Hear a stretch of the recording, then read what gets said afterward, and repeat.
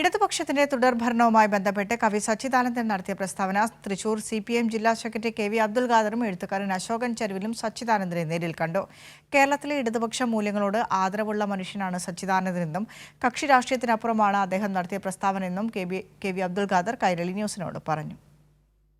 സാഹിത്യ അക്കാദമി പ്രസിഡന്റും അതുപോലെ തന്നെ കവിയുമായിട്ടുള്ള സച്ചിദാനന്ദൻ ഈ അടുത്തൊരു പ്രസ്താവന നടത്തിയിരുന്നു. ആ പ്രസ്താവനയാണ് ഇപ്പോൾ മാധ്യമങ്ങളിലൊക്കെ വലിയ ചർച്ചയായി പോയിക്കൊണ്ടിരിക്കുന്നത്. ഇടതുപക്ഷം തുടർഭരണത്തിൽ വന്നാൽ അതൊരു തകർച്ചയിലേക്ക് കാരണമാകും എന്നുള്ള തരത്തിലാണ് അത് മാധ്യമങ്ങളിലൊക്കെ തന്നെയും പ്രചരിപ്പിച്ചുകൊണ്ടിരിക്കുന്നത്. എന്തായാലും CPIM തൃശൂർ ജില്ലാ സെക്രട്ടറി KV അബ്ദുൽ ഖാദർ നമ്മുടെ കവിയെ നേരിട്ട് കണ്ടിരുന്നു. അപ്പോൾ എന്താണ് അദ്ദേഹം തുറന്നു പറഞ്ഞത്, അല്ലെങ്കിൽ അദ്ദേഹത്തിൻ്റെ നിലപാട് എങ്ങനെയായിരുന്നു എന്നുള്ള കാര്യം നമുക്ക് ഒന്ന് ചോദിക്കാം. ഇന്നാണ് സന്ദർശനം നടത്തിയത്, കവിയുടെ വീട്ടിലെത്തിയിട്ട്. എന്തായിരുന്നു അപ്പോൾ സംസാരിച്ചത്? ഇന്ന് ഞാനും ശ്രീ അശോകൻ ചെരുവിലും കൂടെയാണ് സച്ചി മാഷെ കാണാൻ പോയത്. അപ്പം അദ്ദേഹം കഴിഞ്ഞ 2 ദിവസമായിട്ട് ഉള്ള വാർത്തകളെക്കുറിച്ച് ഞങ്ങൾ സംസാരിച്ചപ്പോൾ അദ്ദേഹം ഞങ്ങളോട് പറഞ്ഞത് താൻ ഉദ്ദേശിക്കാത്ത ഒരു തലത്തിലാണ് ഈ വാർത്തകൾ പ്ലാൻ ചെയ്യപ്പെട്ടത് എന്നുള്ളതാണ്.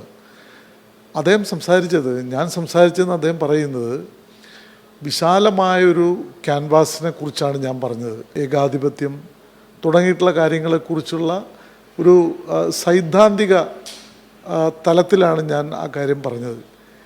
കേരളത്തിലെ ഇടതുപക്ഷ ജനാധിപത്യ മുന്നണി തോൽക്കണമെന്നോ വലതു മുന്നണി ജയിക്കണമെന്നോ ഞാൻ പറയില്ല. അത്തരമൊരു നിലപാട് എനിക്കില്ല. ഞാനൊരു ശക്തമായ ഒരു വിശാല ഇടതുപക്ഷക്കാരനാണ്.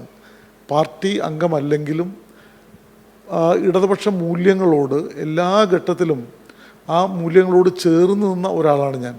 അതുകൊണ്ട് തന്നെ ഇപ്പോൾ പ്രചരിപ്പിക്കുന്ന തരത്തിലുള്ള കാര്യങ്ങളോട് എനിക്ക് യോജിപ്പില്ല എന്ന് തന്നെയാണ് അദ്ദേഹം വ്യക്തമാക്കിയത്. പിന്നെ കക്ഷി രാഷ്ട്രീയത്തിൻ്റെ തലത്തിൽ എനിക്ക് ഏറ്റവും കൂടുതൽ അടുപ്പമുള്ളത് ഇടതുപക്ഷത്തോടാണ്, കമ്മ്യൂണിസ്റ്റ് പാർട്ടികളോടാണ്. മറ്റ് പാർട്ടികളുടെ നിലപാടുകൾ, വലതുപക്ഷ വിഭാഗീയ നിലപാടുകളോട് എനിക്ക് യോജിപ്പുമില്ല എന്ന് മാത്രമല്ല, രാജ്യത്തെ പ്രത്യേകമായ ഇന്നത്തെ സാഹചര്യത്തിൽ ഇടതുപക്ഷം എന്തുകൊണ്ട് നിലനിൽക്കണം എന്നുള്ള കൃത്യമായ കാഴ്ചപ്പാടുള്ള ഒരാളാണ് ഞാൻ. അതുകൊണ്ട് പ്രചരിപ്പിക്കപ്പെടുന്ന വാർത്തകളിൽ വസ്തുതയില്ല. എൻ്റെ നിലപാട് തെറ്റിദ്ധരിക്കപ്പെട്ട നിലയിലാണ്, അല്ലെങ്കിൽ തെറ്റിദ്ധാരണാജനകമായിട്ടാണ് മാധ്യമങ്ങൾ പ്ലാൻ ചെയ്തത് എന്നാണ് അദ്ദേഹത്തിൻ്റെ നിലപാട്. അത്തരമൊരു സാഹചര്യത്തിൽ യഥാർത്ഥത്തിൽ വിവാദങ്ങൾക്ക് തന്നെ പ്രസക്തിയില്ല എന്നാണ് ഞങ്ങൾക്ക് പറയുവാനുള്ളത്.